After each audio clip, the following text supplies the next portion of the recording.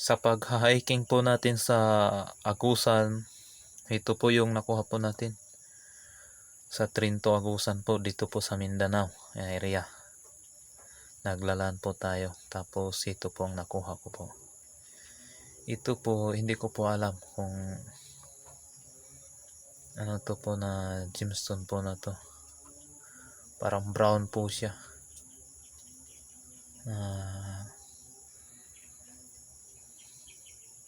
Nasa tubig. Ito po yung sinusuka po ng ahas na itim na bato. Ito po yun. Di ko alam bakit binigay po sa akin ng ahas na itim. Parang carbon yung katawan. Ito po yung sinuka niya po.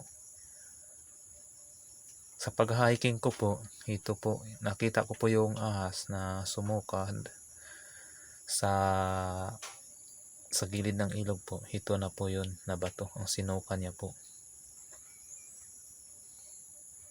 Mga 5 di pa lang po ang distansya namin po sa pagsuka ng ahas na yung itim na ahas. Ito po yun.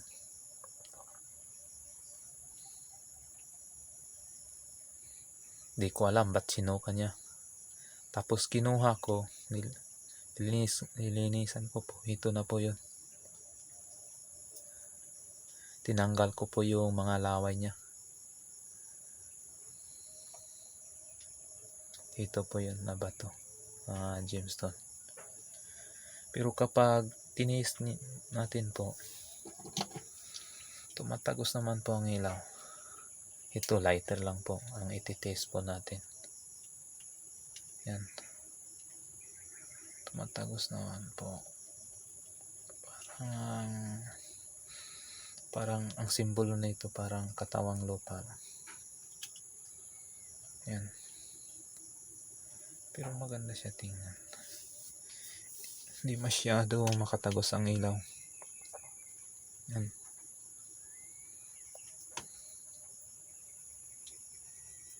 Ito po yung sinuka ng ahas na itim. Parang ibinigay sa akin pag hiking ko dito sa Mindanao. Sa Agusan, Trinto. Yan. Sa gubat po pag hiking po natin. Ito pong nakuha ko.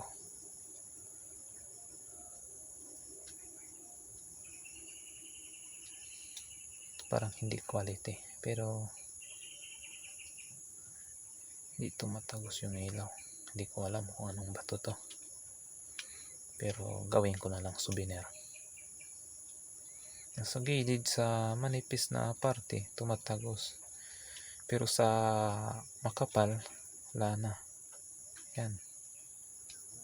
Kumikinang na lang. Pero dito sa giliran niya, tumagos dito sa manipis na bahagi niya. Yan. Ngayon, patayin po natin ang ilaw. Ito pa rin ang gamitin po natin na light.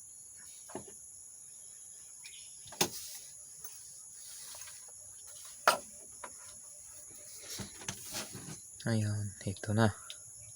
Wala nang light. Titest natin. Sa gilid lang. Pero itatabas natin. Itabas kaya? Pwede siguro. Kaso hindi pa malinis. Kaya siguro ganito. Hindi pa ma-cleared yung ano niya. Kasi sa manipis na bahagi, tumagos yung ilaw po natin. Yan. Sa manipis na bahagi, tumagos. Pero dito na sa makapal, wala na. Yan. Wala na.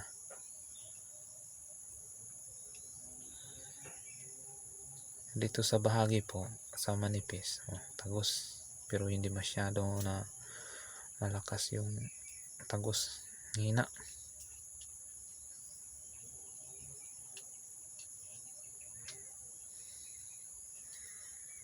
Hindi ko to ibenta sa jewelry kasi gawin ko na lang po itong souvenir. Ito po na gemstone.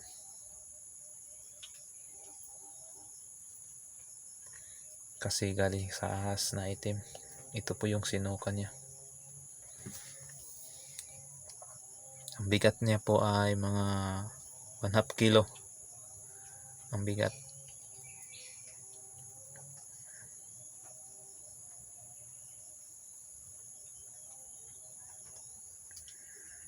Ito po yun. Parang buti na biniak po. Pero hindi buti. Bato.